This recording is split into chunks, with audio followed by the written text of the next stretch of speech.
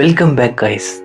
இந்த வீடியோவில் நம்ம எதை பற்றி பார்க்க போகிறோம் பார்த்தீங்கன்னா, பொயட்ரி வாட்டர் இன் வால்பாறை. ஓடும் கவிதை இந்த தண்ணீர் தான். இதை யாரும் எழுத முடியாது, அதை உணர மட்டும்தான் முடியும். இந்த அணைக்கு வந்தது பின் தான் தெரிகின்றது, இது வெறும் அணை மட்டும் இல்லை, ஒரு டைம் மிஷின்.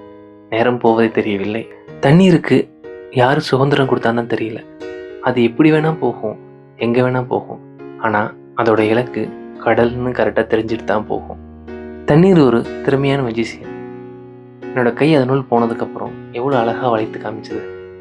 எவ்வளோ கரடு முரடான கல்லாக இருந்தாலும் சரி, தினமும் அது மேலே ஓடி ஓடி பொறுமையாக செதுக்கி அதை ஒரு அழகிய கூழாங்கல்லாம் மாற்றுது இந்த தண்ணி. இதோ இந்த வியூ. இதை மற்றவங்களுக்கு எப்படி சொல்ல முடியும்? இதை இப்படியே எழுதியும் காமிக்க முடியாது, இல்லை அப்படியே அதே மட்டும் வரைஞ்சும் காமிக்க முடியாது, இல்லை இதை சிலையாகவும் செதுக்கியும் காமிக்க முடியாது. ஜஸ்ட் இங்கே வரணும், இங்கே வந்து இது பக்கத்தில் உட்காரணும், அமைதியாக அதை பார்க்கணும், அதை அப்படியே ரசிக்கணும். அது மட்டும்தான் முடியும். தண்ணிக்கு கலர் இல்லைன்னு யாருங்க சொன்னது? இங்கே பாருங்கள் எப்படி மின்னுதுன்னு. டைமண்டே தோற்றுற மாட்டிருக்கு. ஒரு சைடாக ப்ளூவாக தெரியுது, அங்கங்கே ஒயிட் கலராக தெரியுது. இதெல்லாம் எப்படி? தண்ணி வேகமாக ஓடிச்சுன்னா ஒயிட் கலராக தெரியுது, தூரத்துலேருந்து பார்த்தோம்னா க்ரீன் கலராக தெரியுது. தண்ணி ஒரு மல்டி கலருங்க. இதோ இந்த கோல்டன் ஷேடை பாருங்கள், இது எப்படி உருவாகுது? இது எதுவும் கெமிஸ்ட்ரி சேஞ்சஸா, இல்லை உள்ள எதுவும் கரண்ட் எதுவும் போதா, இல்லை மின்னல் வெட்டுதா? இதை பார்க்காதவங்களுக்கு இது என்னன்னு சொல்லி புரிய வைப்பனே எனக்கு தெரியல. அச்சச்சோ, தண்ணியை விட்டு தாவரத்துக்கு வந்துட்டோமா?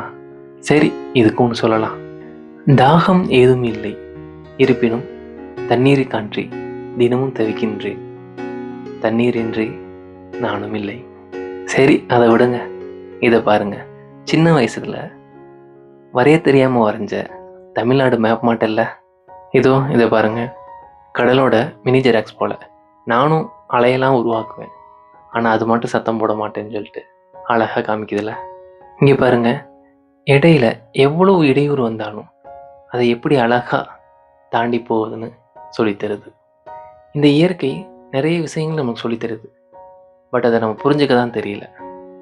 ஒரு சின்ன கல் பட்டதும் அமைதியாக இருக்க தண்ணீர் எப்படி இருமலையாக வெடிக்குது பார்த்தீங்களா?